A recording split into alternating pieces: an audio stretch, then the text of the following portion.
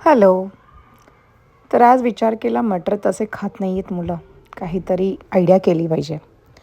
म्हणून मटर पराठा किंवा पुरी म्हणलं बनवायचा चला प्लॅन करूया. कारण की या मुलांचे आजकाल खाण्याचे खूप नखरे सुरू झालेत. चपाती भाजी अगर खायचं म्हणलं, तर चपाती फक्त संपून येते, भाजी तशीच राहते. तर त्याच्यामुळे हा सगळा प्रयत्न जो चालू आहे, फक्त टिफिन लवकर संपून यावं. आमच्या मम्मी-पप्पांनी कधी असं केले नाही हो लाड आमचे. म्हणजे लाड केले, पण खाण्याचे लाड एवढे जर आपण म्हणतो ना, ते आपण आजकालच्या मुलांचे फार करतोय. आपल्याला पहिलं जे काही मिळत होतं, आपण चुपचाप खात होतो, आनंदी राहत होतो. पण आज टीव्ही, मोबाईल याच्या माध्यमातून भरपूर साऱ्या गोष्टी मुलं आज वेगवेगळे खाण्याचे पदार्थ शिकत आहे.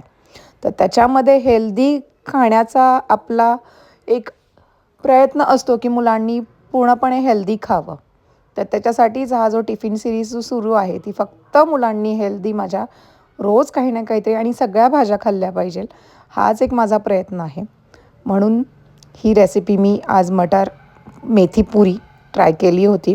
तुम्हीही करा. खरंच खूप छान लागते. मी पहिल्यांदा केली होती आणि खरंच टेस्टी आहे. आणि त्याला गौरांशला तर टिफिनमध्ये पुरी आवडतच असते. पण आज जरा वेगळी पुरी होती. सो त्यानेही एन्जॉय केला आणि आता टिफिन रोज संपवून येतोय. So thanks for watching. Bye.